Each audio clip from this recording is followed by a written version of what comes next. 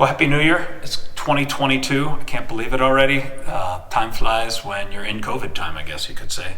But most importantly, what I wanted to be able to just bring to everybody was just the greetings, the blessings of having Jesus Christ walk into your life. That's my goal this year. That's the goal that we've been trying to do, I think, since Christianity was truly brought into the world by Jesus, which is to let Jesus come into our lives, to receive his light, to receive his love, to receive his look, to receive his warmth, to receive his divinity. And so I just thought that I would just kind of give a New Year's greetings, a little bit based on, well, not a little bit, but based on my favorite painting. And one of my favorite characters of painters, his name is Caravaggio. Now, some people might think that painters are these real pious guys who love to just dream about painting. Now, there are some like that. Raphael would probably be characterized as that, and there's some really good saints who were great painters as well. But this guy was actually on the blacklist of the Pope. He was excommunicated, basically. He had killed 2 people. He was running for his life when he actually died of who knows what on the beaches of Italy. He had his ups and downs, his darks and lights. He had some amazing moments joining the Knights of Malta, all these different things, but yet his life was not perfect. And that's why I like him, because I feel like that all the time. There's these moments where you're I just caught the big touchdown, I just made the big homily, and then boom, somebody says, Father, boom, and then you have these low points. And Caravaggio, I guess he's my favorite because of the ability that he has to contrast dark and light. This chiaroscuro style that, in some sense, he really perfected. And like Rembrandt and others afterwards would take this on to another level. So Caravaggio, and specifically this painting behind me, is a great way for us this year to wonder, what is the Lord pointing to me towards? How is he entering my life? So this painting is called The Call of St. Matthew. We have St. Matthew right there. We have Jesus here, the 2 main characters. And if you remember in the gospel passage, which this would be inspired from, it's a very simple passage. It just says, Jesus walking by the tax collector booth saw St. Matthew, and he said, follow me. Pretty simple. And I wonder in my own life, how often does Jesus pass by my daily life and say, follow me? Maybe we got the phone on, or we got the music on, or we got the busyness on, and Jesus is walking by, and we're not really paying attention to him. In fact, it's kind of funny, just thinking about this. In my fraternity at Phi Kappa Psi at University of Virginia, if we asked a girl out and she said no, we would say, you got the Heisman, the Heisman trophy, like that, like the stiff arm.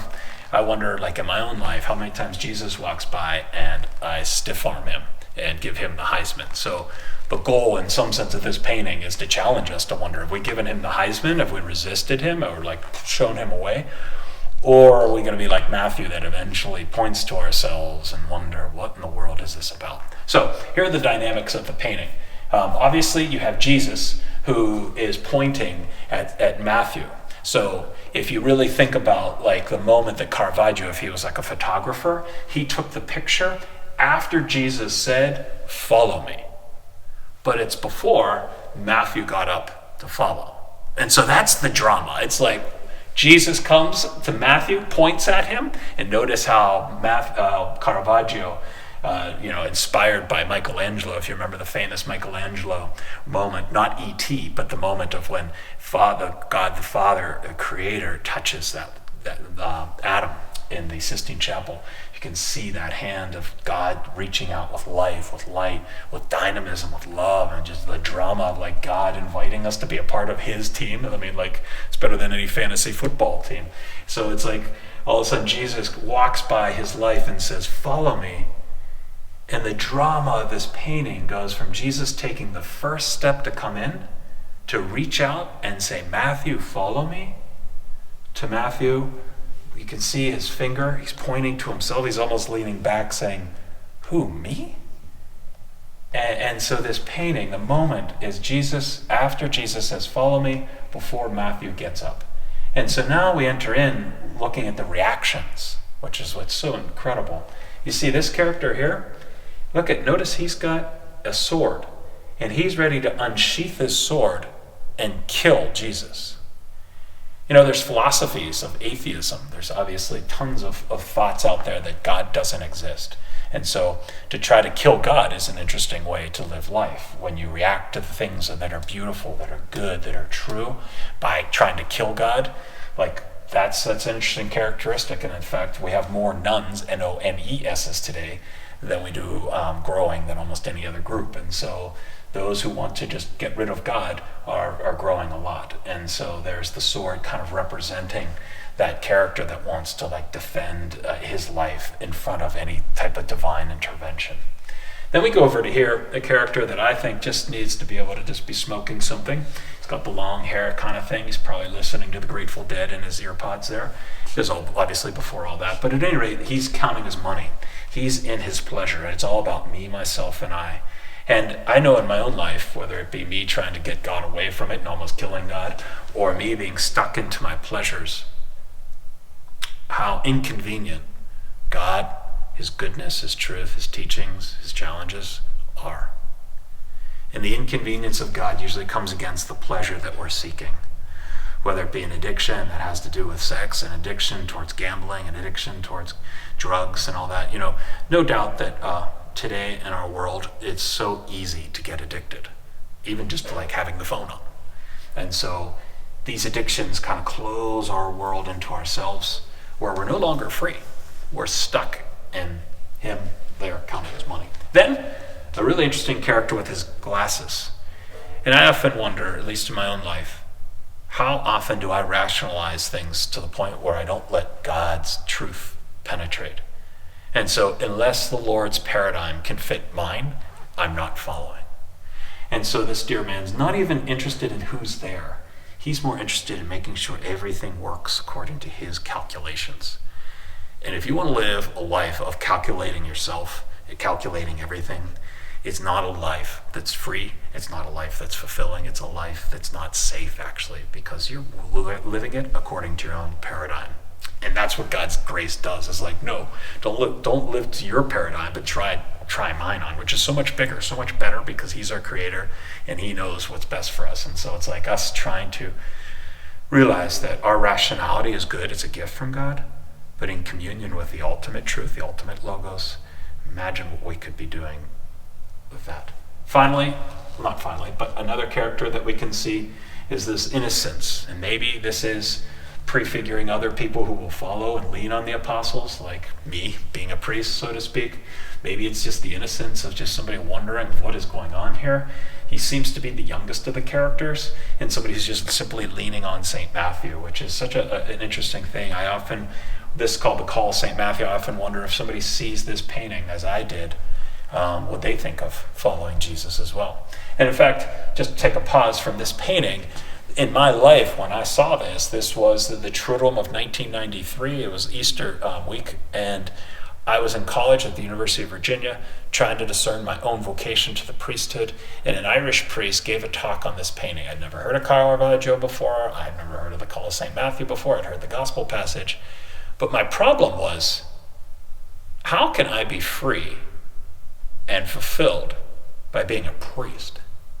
It seemed like a boring lifestyle, one that would be restrictive. I wouldn't be able to hold my own little baby.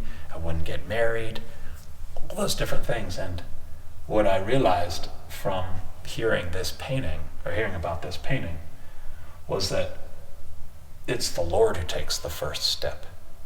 It's Jesus that looks into my eyes, into my heart, into my life, and says, follow me.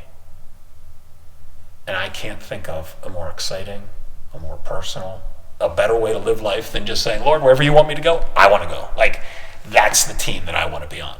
Why? Because his creativity, his divinity, his closeness, you can't get more fulfilled than just allowing Jesus to lead my life. And so there I was in college, and this painting helped me realize that it was God who took the first step. It's not about me deciding what I want to do. It's about me taking my freedom and saying, Lord, wherever you go, I want to go, because that's where I'm going to be led by love, which is the greatest thing in life.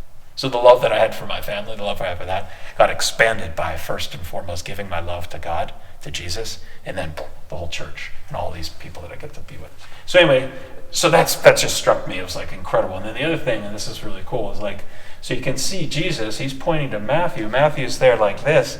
And I don't know if you were me, or if we were God, so to speak, and we wanted somebody to be on our team and they're kind of resisting. But since you're God, couldn't you just go up and grab him by the collar and say, look, you are following me. Like, I don't care what you do, you're following me. Like, grab him by his beard almost.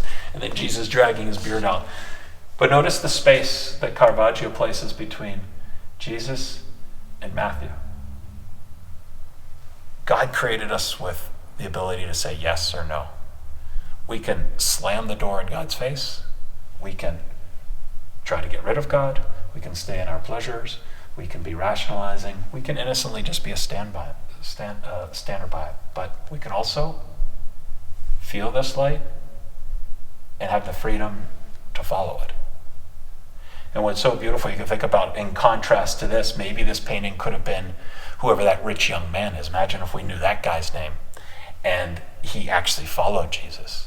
But yet, in contrast to the rich young man who received this same light, this same love, and didn't follow, Matthew got up and followed. And so there's this space of freedom, this dynamism between Jesus taking the first step and Matthew of whether or not he would respond. And so obviously he does respond and correspond, and thus he is one of the gospel writers, one of the great saints of our church. One last thing before we conclude is to notice the clothing. I don't know what kind of clothing you got this Christmas. I doubt it looked like any of this. But if you think about it, like, what era did this come from? So Caravaggio paints, around the 1500s, 1600s there, and this would have been what the characters of his life would have been in. I don't know. I don't really like the look, but anyway, you got tights and all kinds of feathered hats and stuff like that. But that was the way that it'd been, like jeans and a hoodie. And then you look at this type of clothing. It represents the clothing of Jesus' time, the cloak and the walking stick and the bare feet, which Caravaggio loved doing bare feet. But anyway, yeah. And so what it reminds me of here, this character here who's in front of Jesus is actually Peter. And Jesus, by means of the church, it works his plan of salvation. But it's always up to date. Christ, who lived on earth 2,000 years ago, transcends that time and enters into our time. And so it's so good for us to put on our own clothes today, our own time period today, and know that Jesus is not a character from 2,000 years ago, but he's actually somebody who can come today, into this year, 2022, to call us, to love us, and to lead us. And so I hope that this painting can give us all something to meditate on as we start into this new year and wonder, what is Jesus calling me to? It doesn't have to be like a big thing to become like a priest tomorrow or anything like that. It could just be small things. Each day, waking up and wondering, Lord, I want you to lead my life. Where are you pointing me to go? And so let us yield to the hand of God, to the love of God, and to the vision of God for us, and allow his love to lead our life. Try to find those moments where Jesus is pointing out the plan and watch that happen. I used to, when we played football in the backyard, my dad, he has this long finger. And what he used to do when we would run plays, he would be the quarterback, I'd be the wide receiver, and we'd run these plays, and before we'd get the play, he'd go, okay, this is what you got to do. And he would draw on my chest the plan. He'd go, and he had one play, he'd call it the big banana cutback. He'd go, what you do this, curl like this, I'll fake the ball, and then go back. And I knew that all I had to do is follow the pattern, and the ball would be there.